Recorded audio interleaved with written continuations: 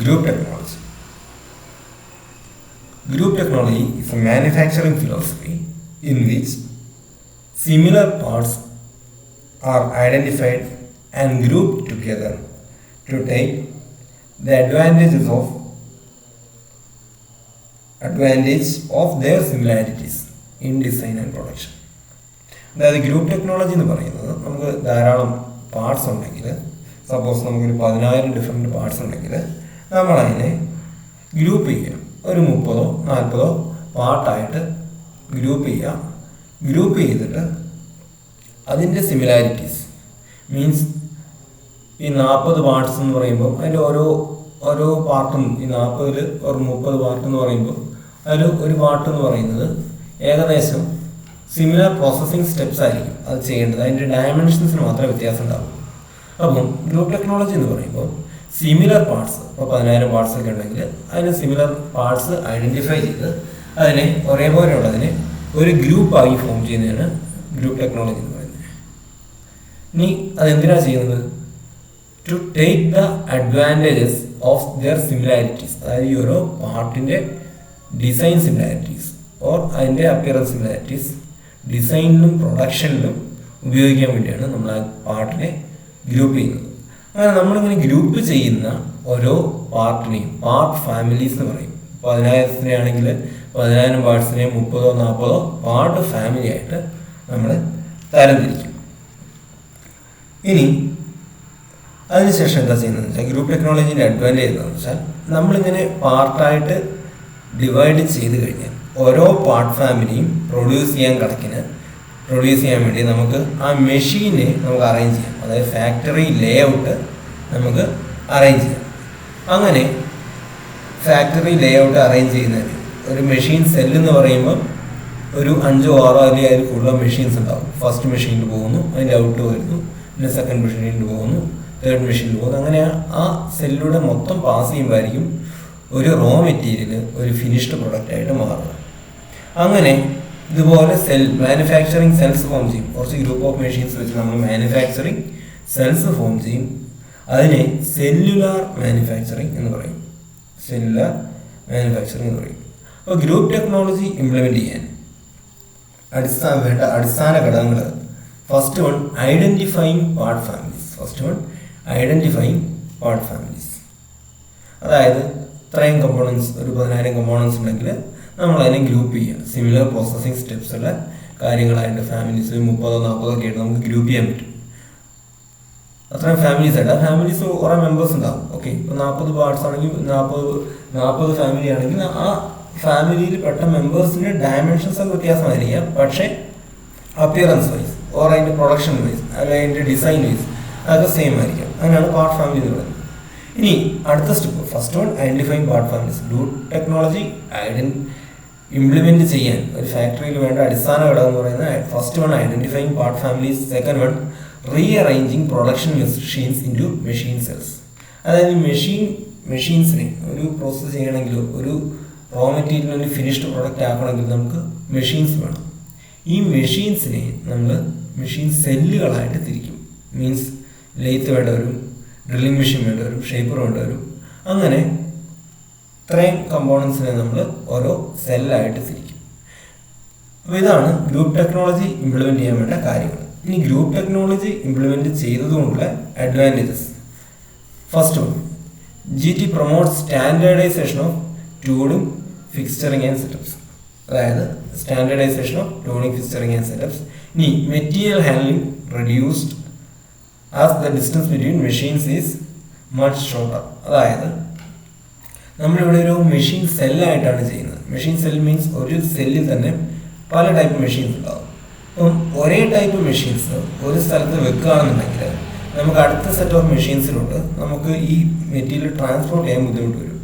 പക്ഷേ ഇപ്പോൾ നമുക്കൊരു ടേണിങ് ഓപ്പറേഷൻ കഴിഞ്ഞിട്ട് പിന്നെ ഡ്രില്ലിങ്ങാണ് വേണമെങ്കിൽ ലെയ്ത്തിൻ്റെ അടുത്ത് തന്നെ ഡ്രില്ലിംഗ് മെഷീൻ സെറ്റ് ചെയ്തിട്ടുണ്ടെങ്കിൽ, അതായത് ഒരു സെല്ലിൽ തന്നെ ഇത് മെഷീൻ സെറ്റ് ചെയ്തിട്ടുണ്ടെങ്കിൽ നമുക്ക് ആ ട്രാൻസ്പോർട്ടേഷനോട് ഒഴിവാക്കാൻ പറ്റും. ട്രാൻസ്പോർട്ടേഷൻ്റെ ടൈം കുറയ്ക്കാൻ പറ്റും.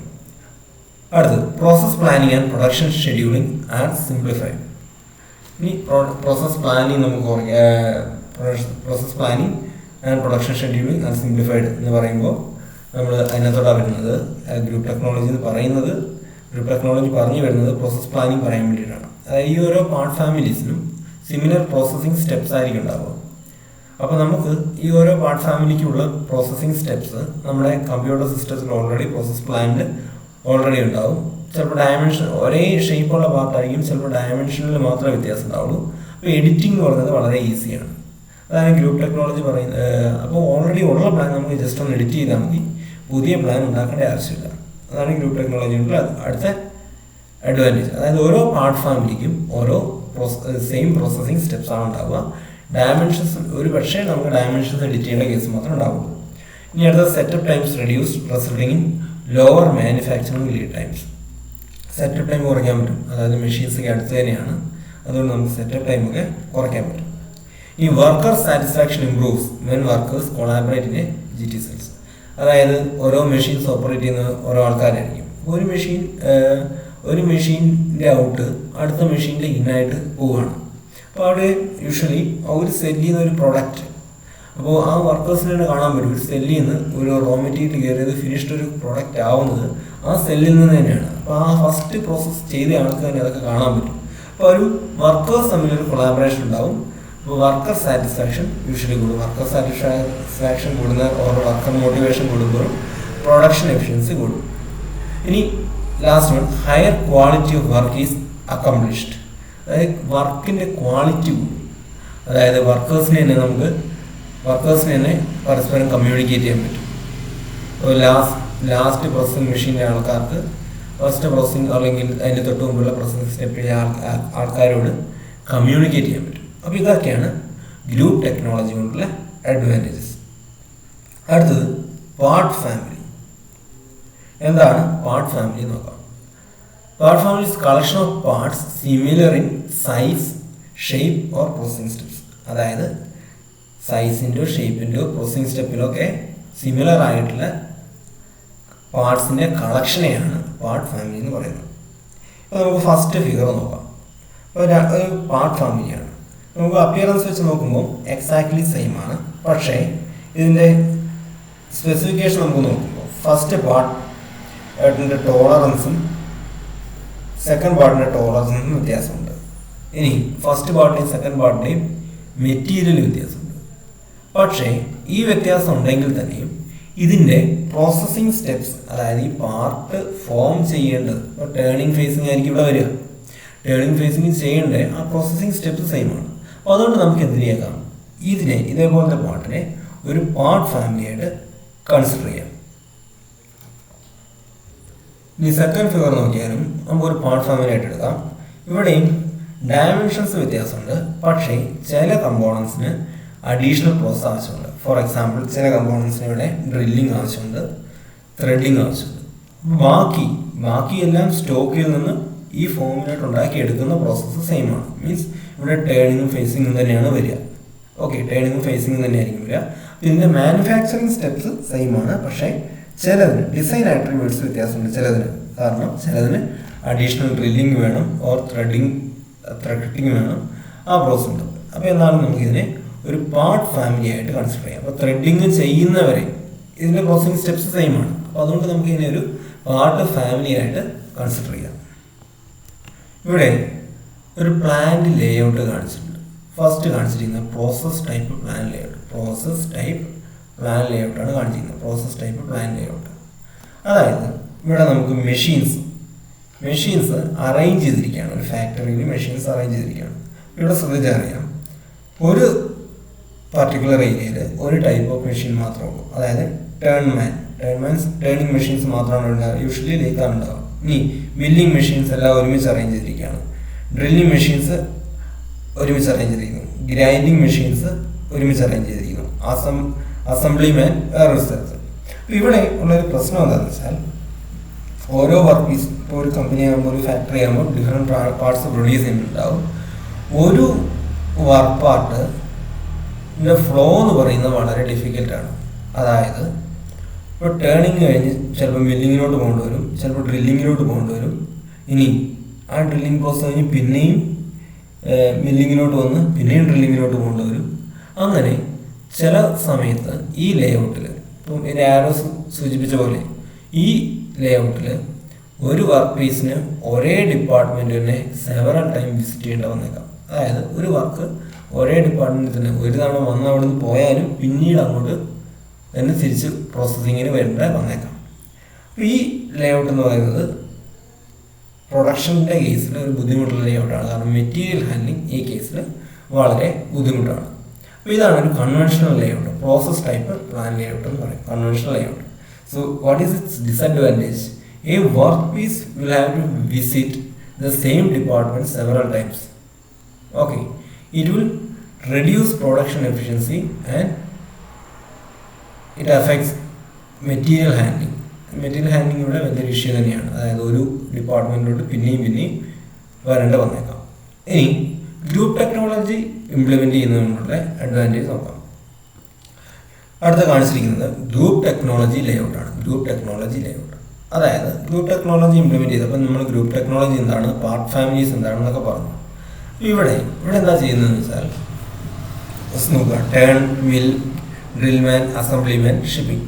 Receiving, turn man, mill man, drill man, assembly man, shipping. ഇവിടെ ഓരോ കമ്പോണൻറ്റും പ്രൊഡ്യൂസ് ചെയ്യേണ്ടതിനനുസരിച്ച് മെഷീൻസിനെ നമ്മൾ അറേഞ്ച് ചെയ്തിരിക്കുകയാണ്.